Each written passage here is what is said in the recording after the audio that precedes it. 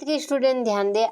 आज मैं आपको जो आपका 11 मार्च के दिन गणित का पेपर होने वाला है उसे बताने वाली हूँ, तो इसे आप अच्छे से देखिएगा और कंप्लीट करिएगा। तो देखिए बिना डाउट किए प्रश्नों को हम देखते हैं। तो पहला प्रश्न होगा आपका, देखिए पहला प्रश्न है सही विकल्प चुनकर लिखिए। तो किन्हीं दो अपरिमेय संख्याओं का गुणनफल होता है, तो क्या होता है, कभी परिमेय संख्या तो कभी अपरिमेय संख्या।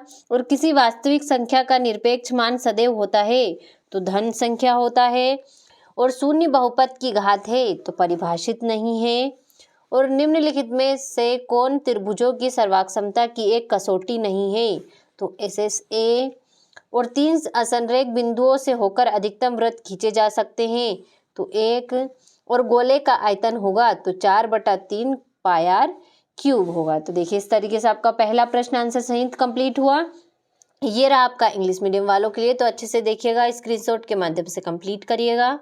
देखिए इस तरीके से ये रहा आपका दूसरा प्रश्न, जो कि है रिक्त स्थानों की पूर्ति कीजिए। तो 9⁴ का मान 3 है। और y अक्ष के समानांतर रेखाओं के प्रत्येक बिंदु की भुज समान होती है। और सरल रेखा का वह भाग जिसके 2 अंत बिंदु हो रेखाखंड कहलाता है। आयत के विकर्ण बराबर होते हैं तथा एक दूसरे को समद्विभाजित करते हैं। और 3x³ में x³ का गुणांक 3 है। और बिंदु कोष्टक में 7, -6 की कोटि का मान -6 है। तो देखिए इस तरीके से आपका दूसरा प्रश्न भी आंसर सहित कंप्लीट हुआ। आगे है, तो देखिए ये रहा आपका इंग्लिश मीडियम वालों के लिए, तो अच्छे से स्क्रीनशॉट के माध्यम से इन्हें भी आप कंप्लीट करिएगा। देखते हैं हमारा तीसरा प्रश्न, सही जोड़ी बनाइए। तो a⁴m भागित a⁴n, तो इसका होगा a⁴m - n। एक ठोस की विमाओं की संख्या, तो 3। 90 डिग्री से कम माप वाला कोण, तो इसका होगा न्यून कोण। प्रत्येक वर्ग अंतराल की निम्नतम सीमा, तो इसका होगा आपका निम्न वर्ग सीमा। मूल बिंदु के निर्देशांक, तो 0,0। रेखाएं प्रतिच्छेदी हो, तो इसका होगा अद्वितीय हल। तो इस तरीके से आपका तीसरा प्रश्न भी कंप्लीट हुआ। ये रहा आपका इंग्लिश मीडियम वालों के लिए, तो इनको भी आप अच्छे से कंप्लीट करिएगा। अब देखते हैं हमारा अगला प्रश्न। चौथा प्रश्न हमारा, एक वाक्य में उत्तर दीजिए। तो ऐसा बहुपद क्या कहलाता है जिसके सभी गुणांक शून्य हैं, तो शून्य बहुपद। एक बिंदु से होकर कितनी सरल रेखाएं खींची जा सकती है, तो असंख्या।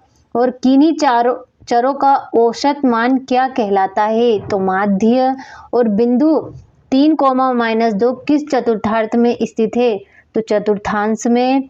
और यदि x = 2 और y = 1 समीकरण 2x + 3y = k का एक हल है, तब k का मान होगा, तो कितना होगा, 7 होगा।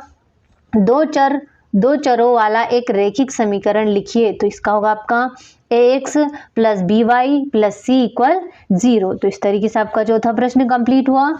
ये रहा आपका इंग्लिश मीडियम वालों के लिए। तो अब इनको मैंने इन क्वेश्चनों के सामने ही आंसर लिख दिए ताकि आपको कंप्लीट करने में कोई प्रॉब्लम ना हो। तो अब इनको आप अच्छे से स्क्रीनशॉट लेकर कंप्लीट करिएगा।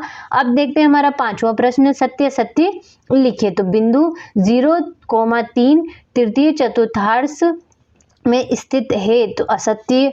जब दो असमांतर रेखाओं का एक तृतीयक रेखा प्रतिच्छेद करे तो एकांतर कोण बराबर होते हैं, तो असत्य होगा आपका। समद्विबाहु त्रिभुज के तीनों कोण बराबर होते हैं, तो असत्य है। समलंब चतुर्भुज की सम्मुख भुजाएं समांतर होती है, तो असत्य है। वृत्त की समान जिवाएं केंद्र पर समान कोण अंतरित करती हैं, तो सत्य होगा। एक त्रिभुज का क्षेत्रफल आधार गुणित शीर्षलंब होता है, तो ये भी आपका असत्य होगा। तो इस तरीके से आपका पांचवा प्रश्न कंप्लीट हुआ। ये रहा आपका इंग्लिश मीडियम वालों के लिए, तो इनके भी मैंने टिक लगा दिए हैं, तो इन्हें आप जल्दी से देखिएगा और अच्छे से कंप्लीट करिएगा। अब देखते हैं हमारा छठा प्रश्न, जो कि ये रहा सातवां। ये देखिए ये रहा हमारा आठवां प्रश्न, 9वां हो गया, 10वां हो गया, और ये हो गया आपका 11वां, 12वां हो गया। इस तरीके से ये हो गया आपका 13वां प्रश्न, 14वां हो गया, ये हो गया आपका 15वां प्रश्न, 16वां हो गया। इस तरीके से आप इन प्रश्नों को कंप्लीट करिएगा। ये हो गया आपका 17वां प्रश्न, 18वां हो गया, 19वां, ये हो गया आपका 19वां का, 20वां हो गया। इस तरीके से ये हो गया आपका 21वां प्रश्न, तो इसे अच्छे से देखिएगा और स्क्रीनशॉट ले लीजिए। ये हो गया आपका 22वां प्रश्न, ये हो गया आपका आखिरी प्रश्न 23वां। तो इस तरीके से इन सभी प्रश्नों को आप अच्छे से देखिएगा और स्क्रीनशॉट लेकर अपनी बुक में से आंसर सहित कंप्लीट करिएगा, ताकि आपको पेपर में किसी भी तरह की कोई भी परेशानी ना हो और आप पेपर में आसानी से अच्छे नंबरों से पास हो सके। तो जल्दी से कंप्लीट करिएगा।